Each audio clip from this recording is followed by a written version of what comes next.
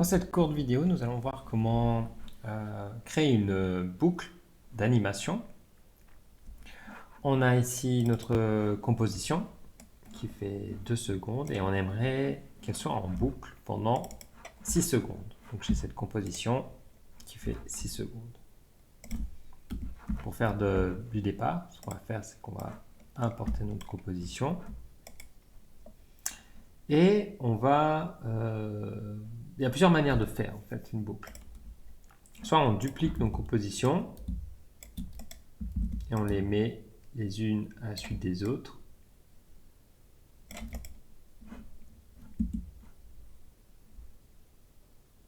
Ça, c'est la première manière. On peut aussi utiliser ce qu'on appelle le remappage temporel. Le remappage temporel qu'on va activer ici, donc en faisant clic droit sur le calque, en allant dans temps et activer le remappage temporel, va transformer notre composition en un élément composé de 2 clés. On a ce paramètre remappage temporel d'ailleurs qui est activé. On voit qu'on a une clé qui a 0 secondes et une dernière clé qui a 2 secondes et une image.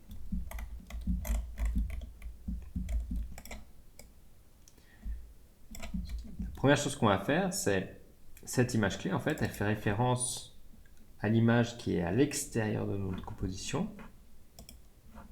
Donc on va aller une image en arrière, créer une nouvelle clé et ici, supprimer celle-là.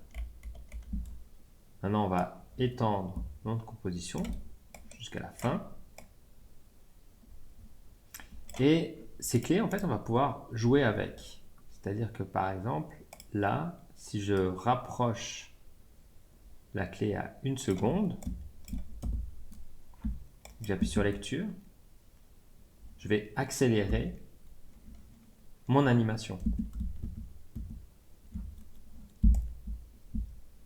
Si, par exemple, j'ai envie d'accélérer la vidéo à un moment et puis de la décélérer, je pourrais aussi, par exemple, dire « Ah là, j'ai envie d'avoir une décélération à ce moment-là. »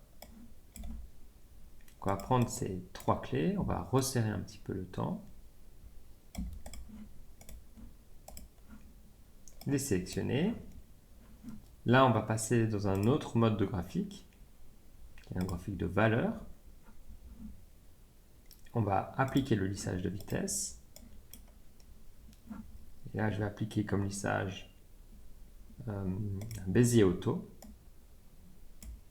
Et ce que je veux, c'est créer un ralenti. Donc, cette clé, je vais la laisser suspendue pendant un moment. Donc, quand j'appuie sur lecture,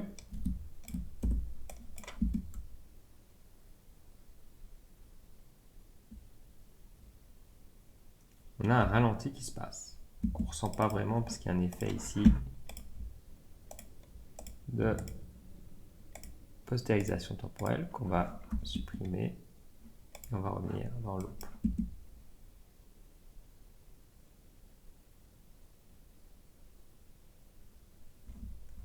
Donc, remappage temporel est un moyen en fait de venir affiner, peaufiner, rajouter des effets et affiner et peaufiner notre animation. Nous, ce qu'on veut maintenant, c'est créer une boucle. Donc, on va étendre ces clés. Pour pouvoir étendre des clés, il faut appuyer sur la touche Option, laisser appuyer, et puis cliquer sur la dernière image clé, l'étendre jusqu'à 2 secondes. Et ce qu'on va faire ici, c'est activer les expressions. Alors, on ne va pas faire un énorme cours sur les expressions. Il y a plusieurs expressions qui sont intéressantes, mais ça, ça va être bien plus tard. L'expression qui va nous intéresser, c'est celle pour créer une loupe. Donc, pour créer une expression, il faut appuyer sur la touche Option et cliquer sur le chronomètre. On voit ici qu'on peut taper du code. Heureusement, After Effects nous facilite la vie et on va aller sélectionner dans Propriétés, Loop Out, on ne touche rien. Et quand on appuie sur Lecture,